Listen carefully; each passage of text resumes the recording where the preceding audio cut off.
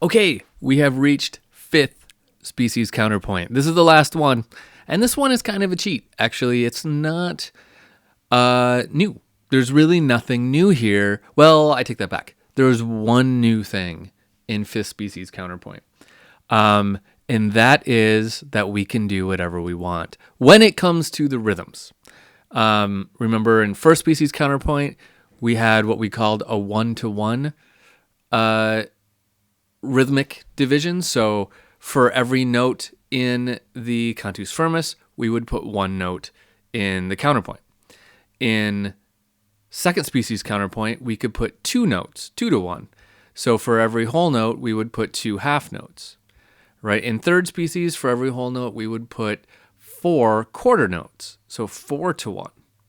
In fourth species, we would put 2 notes, but they would be tied over the bar, and we would be making suspensions all the way across. Now, in fifth species, we can do any of those things, and we can mix them up. We can do some quarter notes, some whole notes, some half notes tied across the bar. We can do any of those things in combination. Now, that causes a couple new wrinkles. Actually, nothing new, but it gives us like a lot to think about all of a sudden, right? Because we have to think about our consonances and dissonances and our accented beats, right? So let's go over that rule one more time. Our heaviest, strongest accented beat is always the downbeat, right? No matter what species we're in, the downbeat is going to get the biggest accent. So that has to be a consonant. Unless you're in the middle of a suspension. Then it doesn't have to be, but it has to resolve correctly to a consonant. Our second strongest beat is, in a bar of 4/4, is beat 3, right? The second half of the measure. So if we split the measure in half, the second half of it is our second strongest beat. So if we're doing 2 half notes, then in a bar, let me do it. Oops. So if I was going to do F, G, something like that, then the downbeat is still the strongest. The offbeat, in this case, because it's 2 half notes, beat 3 here can be a dissonance. But if I've got quarter notes, something like that, let's actually not repeat a note. Let's do that. Let's just see if that works. I don't know. Now I have my strongest downbeat here, my second strongest downbeat, or my second strongest beat here. So that needs to be a consonant in this case. And then beats 2 and 4 can be dissonances. Let's see. So here we have an octave. Here we have a second, but that's not a strong beat, so that's okay. That's not an accented beat. That's okay. Here we have a third. That's a consonance. That's okay. And here we have a fourth, actually an augmented fourth. And that's a dissonance, but it's on beat 4. That's going to be okay.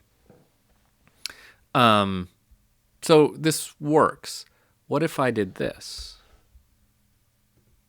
What about now? This is something new we can do. We couldn't do this before. So now we've got strongest beat on beat 1, right? Most or biggest accent on beat 1. That has to be a consonant still, no matter what we're doing. Unless it's a suspension. So the rules of third species counterpoint is what's going to govern us here. So what we have here is we don't have a note on beat 2, and that's okay. So beat 3 is going to be our second strongest beat, so that's going to need to be a consonant in this case, and this one can be a dissonance, beat 4. So we're going to pretend that we're looking at the rules of third species counterpoint here, and we have 4 quarter notes, even though we don't have one on beat 2. Now here's something else we could do.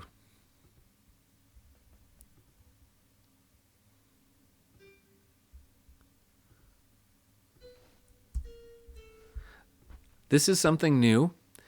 I can go all the way up to eighth notes now. We couldn't do that in any counterpoint before, but now we can. And I'm going to do it with a neighbor tone. Any eighth note is going to be an allowed dissonance because it's in between our beats. So whenever you have an eighth note, the downbeat is going to be an accented beat, and the eighth note, the offbeat, is going to be unaccented, so it can be a dissonance.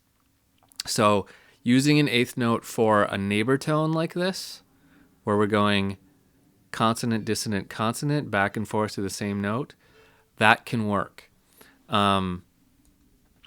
Because this can be a dissonance in between.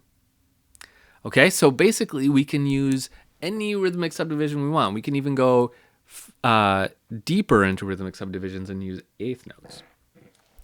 Now, let's take this cantus firmus that I wrote out here.